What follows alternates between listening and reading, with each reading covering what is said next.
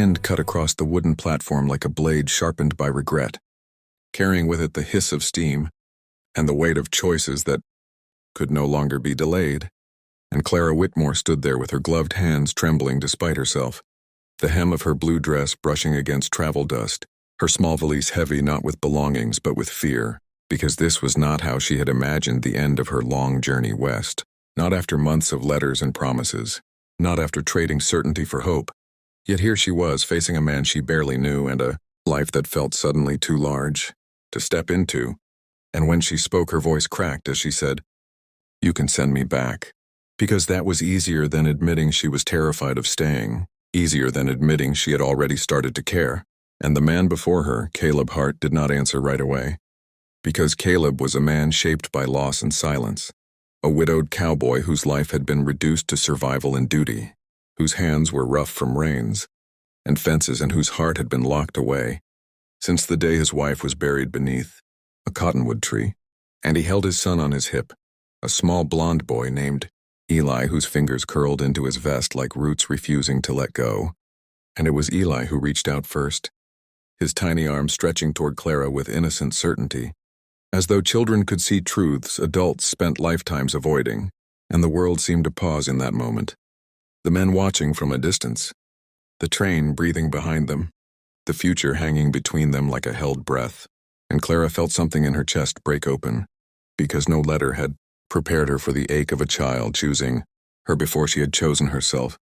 And Caleb finally spoke, his voice low and steady, carrying the authority of a man who did not speak lightly, saying, "My son already chose you." And those words landed heavier than any vow, because Caleb was not offering romance or comfort. He was offering responsibility, a place, a belonging forged not from desire but from need. And Clara's thoughts raced, back to the small rented room she had left behind in the east, to the years of scraping by, of being invisible, of knowing she would never belong to anyone there. And she realized that being sent back would not mean safety. It would mean returning to a life that had already rejected her. And Eli's fingers brushed her sleeve then, clumsy and warm, and she felt the undeniable pull of purpose, the kind that arrives unannounced and refuses to leave. And Caleb shifted his weight, uncertain now, because he had not planned to speak those words aloud. If you want to see what happens next in this story, please subscribe to our channel. Had not planned to place his son's heart into a stranger's hands. But something about Clara's eyes, strong despite fear, kind despite disappointment, had reminded him of the woman he once loved and the future he had lost. And he knew that if he sent her away, he would be teaching Eli that people leave when things become hard. And that was a lesson Caleb refused to pass down. And so he waited, allowing Clara the dignity of choice. Because though the boy had chosen, the woman still had to decide. And the steam hissed louder as if urging her on. And Clara swallowed, lowering herself slightly so she was closer to Eli's eye level. And in that moment she understood that love did not always begin with certainty. Sometimes it began with fear and still demanded courage, and she nodded once, a small motion that carried the weight of a lifetime, and said, "Then I'll stay." And Caleb exhaled a breath he hadn't realized he was holding. Because in that instant the future cracked open just enough to let light in, and as the train pulled away and the platform emptied, 3 lives quietly aligned, unaware of the storms ahead but bound now by a choice that could not be undone. And if you're feeling the pull of this moment, if you want to know how Clara learns to love a child who is not hers, how a guarded cowboy learns to open his heart again, and how choices made in fear can lead to unexpected hope, then make sure you subscribe to this channel right now, because this story is just beginning, and the next chapter will test everything they think they know about family, belonging, and love. The ride from the station to Hart Ranch was quiet in a way that pressed against Clara's ears, the kind of silence that wasn't empty but crowded with thoughts left unsaid. And she sat straight-backed in the wagon beside Caleb, her gloved hands folded in her lap, feeling every jolt of the wheels, as if they were carrying her, farther from the girl she had been, and closer to a woman she was not yet sure she could become, while Eli sat between them, small boots swinging, humming to himself as if the day had unfolded exactly as he'd expected, and Clara found herself studying the land rolling out before them. Wide fields, distant hills, fences stretching like promises someone had tried very hard to keep, and she wondered how a place could feel so open and yet so daunting at the same time. And Caleb finally broke the silence with a simple explanation of chores and routines, not as an order but as a courtesy, telling her how mornings started early, how the ranch hands came and went, how supper was eaten at the table no matter how tired a man was, and Clara listened carefully, grateful for the structure because it gave her something solid to hold on to. And yet beneath his calm voice she sensed uncertainty, because Caleb was used to handling cattle in storms, not people's hearts. And when they reached the ranch house, weathered but sturdy, standing firm against years of wind and sun, Clara felt a lump rise in her throat, because this was no temporary lodging.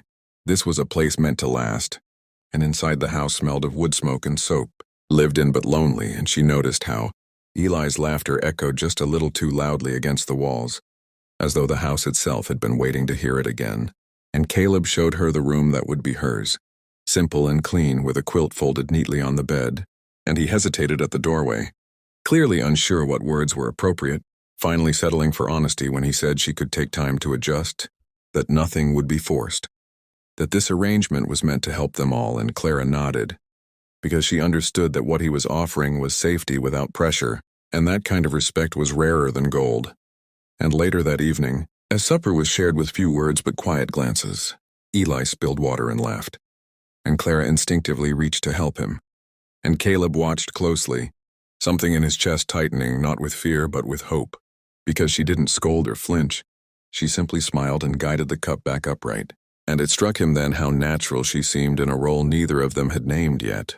And after Eli was tucked into bed, clutching a worn wooden horse, Clara lingered in the doorway longer than necessary, watching his chest rise and fall, and she realized that she already cared more deeply than she should. And that realization frightened her more than the journey west ever had, because leaving now would hurt, and staying might hurt even more. And when she finally stepped back into the hallway, she found Caleb there, leaning against the wall as though he too had been drawn by the quiet.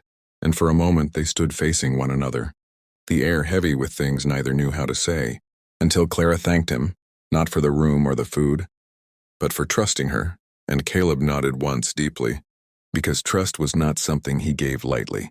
And as the house settled into night, Clara lay awake staring at the ceiling, listening to the wind outside and the distant sounds of cattle, wondering whether she could grow into the woman this place required, whether love could be built from choice rather than chance, and whether a child's faith in her would prove stronger than her fear of failing him. And if you're finding yourself drawn into Clara's uncertainty, if you want to see how fragile beginnings can shape unbreakable bonds, then now is the perfect moment to subscribe to the channel, because the next chapter will bring challenges that test Clara's strength, Caleb's restraint, and Eli's quiet wisdom in ways none of them expect. And this story is only growing deeper from here. Morning at Hart Ranch arrived without ceremony, the sun spilling over the horizon as if it had always been there, waiting for permission to be noticed. And Clara woke to the unfamiliar sounds of life already in motion, the lowing of cattle, the creak of floorboards beneath heavy boots, the muted clatter of pans from the kitchen, and for a brief, disorienting moment she forgot where she was, reaching for a past that no longer belonged to her, until Eli's laughter floated down the hallway, bright and unguarded, and reality settled gently but firmly into place, reminding her that she had chosen to stay, and with that choice came responsibility, whether she felt ready or not. She dressed carefully, smoothing her dress as though neatness alone might lend her confidence, and when she stepped into the kitchen she found Caleb already seated at the table, coffee in hand, Eli beside him swinging, his legs and chattering about a dream, involving horses that could fly, and Caleb looked up when he saw her, something unreadable passing through his eyes before he nodded in greeting, and that small acknowledgement felt heavier than words, because it told Clara she was expected, included, not merely tolerated. She took a seat across from them, and as breakfast unfolded, simple food, shared quietly, she noticed how Caleb watched Eli constantly, not with suspicion, but with an attentiveness born of loss, as though every laugh was something that might be taken away if he didn't guard it carefully. And Clara understood then that Caleb's restraint was not coldness, but fear shaped into discipline, and that realization softened something in her that had been braced too tightly. The days that followed settled into a rhythm that Clara both welcomed and struggled against, because routine brought comfort but also exposed her uncertainties, and she learned quickly that ranch life did not pause for doubt. There were meals to prepare, floors to sweep, shirts to mend, and Eli to watch. And though she had never imagined herself capable of such steady usefulness, she found that her hands knew what to do even when her heart hesitated, and Eli, sensing her effort, attached himself to her side with fierce loyalty, following her from room to room, asking endless questions, trusting her answers even when she wasn't sure they were right. And there were moments when the weight of that trust pressed so heavily on her chest she had to step outside just to breathe. Because loving a child meant accepting the possibility of breaking him, and that was a responsibility Clara had never sought, only stumbled into. The ranch hands noticed her too, their glances curious but respectful, and though whispers traveled faster than the wind in a small community, no one challenged her presence openly, perhaps because Caleb's quiet authority discouraged it, or perhaps because people recognized a woman trying to build something fragile and chose not to disturb it. Yet peace, Clara learned, was rarely uninterrupted, and it was on the fourth afternoon, as clouds gathered low and dark, that the first real test arrived in the form of a visitor who did not bother to dismount politely, but instead rode straight into the yard with the confidence of a man accustomed to being obeyed. And Clara was hanging laundry when she saw him, her stomach tightening instinctively, because there was something sharp about the way he held himself, something that suggested entitlement rather than belonging. And Caleb emerged from the barn moments later, his posture changing subtly, as though he'd sensed a shift in the air before Clara had, and the men spoke in low voices she couldn't hear, but tension carried clearly even at a distance, and Eli, sensing it too, pressed closer to her, his small hand slipping into hers, and Clara squeezed back, drawing strength from the simple, grounding reality of his presence. The visitor was a man named Thomas Greer, and he had known Caleb's late wife, had once believed himself entitled to more than memory, and though the words exchanged were polite enough, the undercurrent was sharp, and when Greer's gaze fell on Clara, it lingered too long, appraising, questioning, as though she were an intrusion rather than a person, and Clara held herself still beneath it, refusing to shrink because she had not crossed half a continent to be dismissed by a stranger's assumptions. After Greer left, the storm broke, rain falling hard and fast, and Clara found Caleb alone in the barn, his jaw tight as he worked without need, and she hesitated before speaking, unsure whether it was her place. But finally she asked who the man had been, and Caleb answered honestly, not sparing details but also not dramatizing them, and as he spoke, Clara realized that the past had not loosened its grip on this place as much as she'd hoped, that ghosts lingered not in corners but in people's expectations, and that being here meant stepping into a story already half-written, one that might resist her presence at every turn. That night Eli had trouble sleeping, tossing and turning as thunder rolled overhead, and Clara sat beside his bed, humming softly until his breathing evened out, and in the dim light she felt a surge of protectiveness so strong it startled her, because she had not planned on loving this child, yet here she was, willing to face storms, both literal and unseen, for the sake of his peace. And when Caleb appeared in the doorway, watching her with an expression she couldn't quite name, she knew that something had shifted between them, something unspoken but undeniable, because love, she was learning, often revealed itself not in grand declarations but in quiet endurance. Later, as the storm passed and the ranch settled once more into uneasy calm, Clara lay awake reflecting on the fragile balance they were all trying to maintain, and she understood that staying would not mean comfort, but courage, that choosing this life meant accepting scrutiny, judgment, and the possibility of heartbreak. And yet when she imagined leaving, the thought felt hollow, like abandoning a story before reaching its truth, and she realized then that she was no longer staying because she had nowhere else to go, but because she wanted to fight for what was growing here, however uncertain it remained. And if you're feeling that same tension, that pull between fear and hope, then now is the moment to subscribe to this channel, because the final chapter will bring the hardest choices, yet choices that will define what family truly means, and whether love built on trust can withstand the weight of the past. And you won't want to miss how Clara, Caleb, and Eli faced the reckoning ahead together. The days after the storm carried a strange stillness, the kind that settled over Heart Ranch like a held breath. and Clara felt it in the way Caleb spoke less, in the way Eli watched his father with quiet concern, and in the way the horizon seemed to stretch farther than usual, as though the land itself were waiting for something to break. And Clara understood then that the past Thomas Greer had stirred would not rest easily, because unresolved things rarely do, and though no one spoke of it outright, tension lived in the spaces between them, shaping every moment, until the reckoning arrived sooner than any of them expected. It came in the form of a letter delivered by a neighboring ranch hand, its edges worn and its message heavy, informing Caleb that Greer was challenging his claim to a section of land tied to his late wife's family, a claim rooted not in law alone but in old promises and unspoken expectations. And as Caleb read it, his shoulders stiffened, because this was more than a dispute over property. It was a challenge to the life he was trying to protect. And Clara watched him closely, recognizing the familiar impulse to shoulder burdens alone, to lock others out for their own safety. And when he finally spoke, his first instinct was to suggest that Clara and Eli might stay with neighbors until the matter was settled, and something in Clara's chest flared at the suggestion. Not anger, but resolve. Because leaving now would mean surrendering the very thing she had chosen to fight for, and she told him so gently but firmly, explaining that family did not step away when things became difficult, that she had not crossed the country to run at the first sign of conflict. And Caleb listened, truly listened, and in that moment he saw not a temporary solution to his loneliness, but a partner forged through shared resolve. The confrontation, when it came, unfolded not with violence but with truth. As men gathered at the county office, voices low but intent, and Greer presented his claim with confidence sharpened by entitlement, implying that Clara was merely a convenience, a stand-in, someone who could be sent away once her usefulness ended.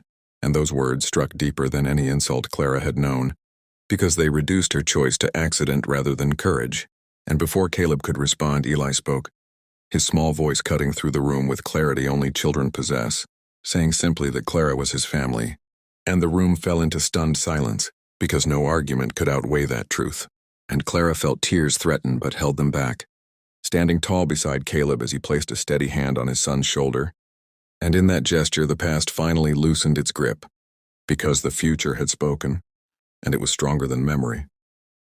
The claim dissolved under scrutiny, the law favoring fact over assumption, and Greer left diminished not by loss, but by his refusal to let go of something that had never truly been his. And as the room emptied, Caleb turned to Clara with an expression unguarded for the first time, gratitude and something deeper mingling in his eyes, and he thanked her not for staying, but for choosing them every day. Life at Hart Ranch did not suddenly become easy, but it became honest. And honesty, Clara learned, was its own kind of peace in weeks passed with renewed purpose, laughter returning in small, steady increments. And Clara found herself woven into the fabric of the ranch, not as an outsider but as a presence that mattered.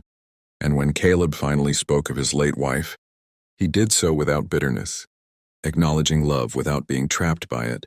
And Clara listened, understanding that honoring the past did not mean being ruled by it. And in that shared understanding, something enduring took root between them, not hurried or dramatic, but strong enough to last. One evening, as the sun dipped low and painted the land in gold, Caleb asked Clara if she would remain not out of obligation, but by choice, and she answered without hesitation, because she had already been living that answer in 1,000 small ways. And Eli, overhearing, grinned as though the outcome had never been in doubt, because children often recognize permanence before adults dare to name it. As the seasons shifted, so did Clara's sense of self, and she realized she was no longer defined by what she had left behind, but by what she had helped build. And the fear that had once guided her choices had given way to something steadier, something rooted in trust and shared effort. And she understood that love did not always arrive loudly. Sometimes it entered quietly, waited patiently, and proved itself through constancy. And as the ranch settled into night, Clara stood on the porch watching Eli chase fireflies, Caleb beside her, and she felt a sense of belonging that was neither dramatic nor fragile, but earned. And if this story has moved you, if you believe that family can be chosen, that love can grow from courage rather than certainty, then this is your reminder to subscribe to the channel, because stories like this remind us that even the bravest journeys begin with fear, and the strongest bonds are formed when we choose to stay. And by subscribing, you ensure you won't miss the next story where hope rises from unlikely beginnings and proves that sometimes the greatest love stories are built one choice at a time.